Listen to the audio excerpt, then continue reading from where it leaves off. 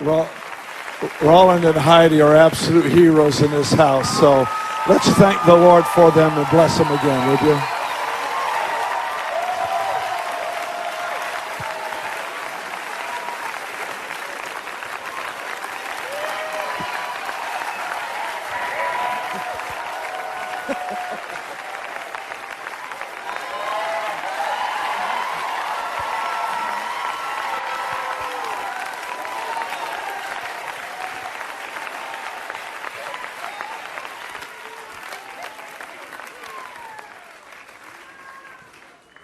It's taken me years to find out what kind of mood God is in.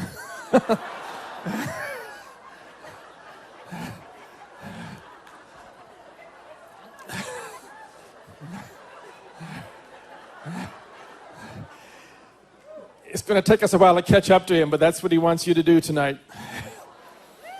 Get in the same mood he is in. It's amazing. The devil tried to gang up on me last year. I called Bob Jones about it when he first attacked, and he was shocked. When I called him, he said, I knew you were calling. I was just praying for you just now, and I know what you're calling about. He saw the biggest demon that he'd ever seen in his life from the Middle East attack Iris Ministries and attack me in particular to bring Iris Ministries down. And I prayed for hours that night in the dark in Pemba, out by the ocean.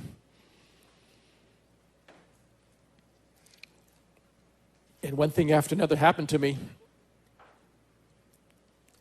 3 months ago, I couldn't tie my shoes. I couldn't put my pants on, put them on backwards, inside out, couldn't take a shower, couldn't dress myself, couldn't do anything but sleep 22 hours a day. My memory is completely gone. I couldn't remember 3 words in a row. I didn't know what country I was in. The doctor said I had very advanced, serious vascular dementia, and that because of that I would be dying soon. And Heidi called up my son and my daughter, Crystal and Elisha, to quick fly out to Africa and say goodbye to their dad because they would never know him again. That's where I was 3 months ago.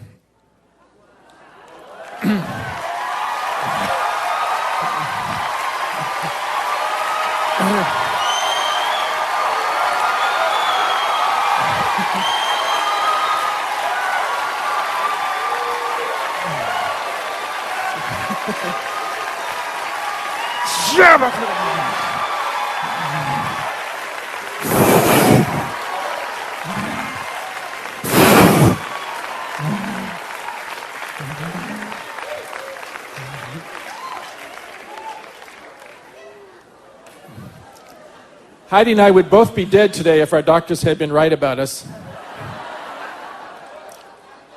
She had incurable staph infection that not the strongest antibiotics in the world could deal with in Africa. She went to Johannesburg. She was in the hospital for a month. They gave up on her, told her to write her tombstone. And she came back to see a specialist, Jesus, at Toronto Airport Christian Fellowship. And they offered to lay her down on the front. They didn't want her to speak or to exert herself, and they gave her a pillow and blankets. And instead, she got up to speak and was healed as she was speaking.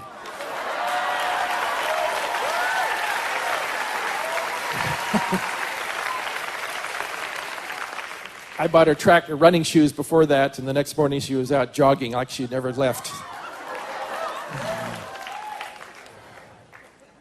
But 3 months ago, a pastor, Wayne Negrini in Germany, heard about me through our mutual friend Mel Tari, and he refused to accept what the doctors had said. It was just sheer raw faith.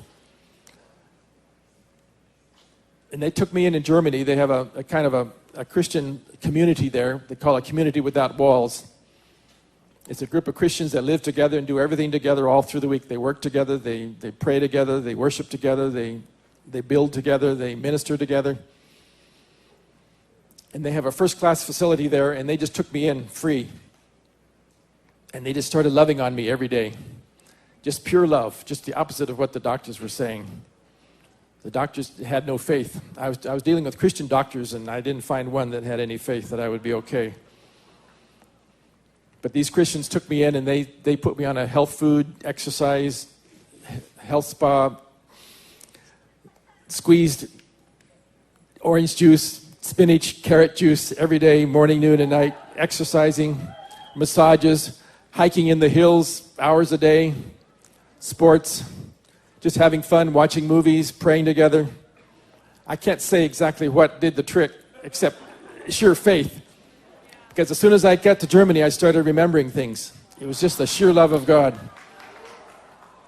And every week I kept getting better and better and better, less and less medication. I got off the medication I was on. It didn't do any good anyway. And last week, I've been flying for 40 years.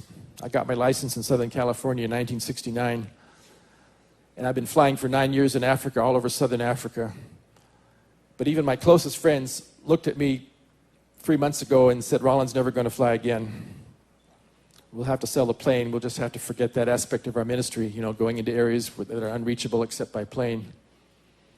And last week, I took my biannual 2-year flight review in Los Angeles airspace, and the examiner said, you have a professional approach to flying.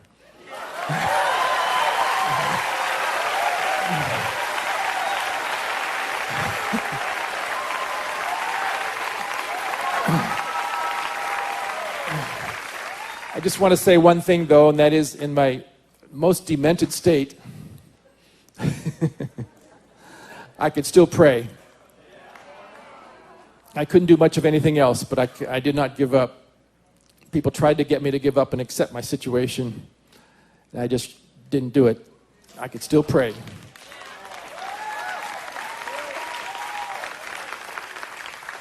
I just fixed my mind on Jesus and kept it right there and just kept praying. That's all I could do. When I went to sleep at night, when I got up in the morning, all through the day, just joined myself to the Lord, became one spirit with Him, and just stayed with Him. And just didn't listen to anything negative.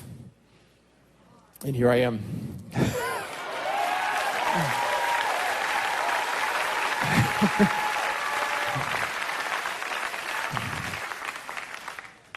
So we can't live without miracles. We can't live without our God. We can't live without His presence. We can't live without His joy. We can't live without His Spirit. We can't live without His wisdom, His plans, His design for us, the life He has planned for us. We don't want to be without Him in any way. And I stuck with Him the last 2 years, and we have a long ways to go. Many, many more things are happening. So many things people are seeing so many visions of what is yet to happen in Southern Africa in our work. There's so much that we want to do together with you. I feel like I'm just beginning. I feel like I just got saved, and then we're just starting.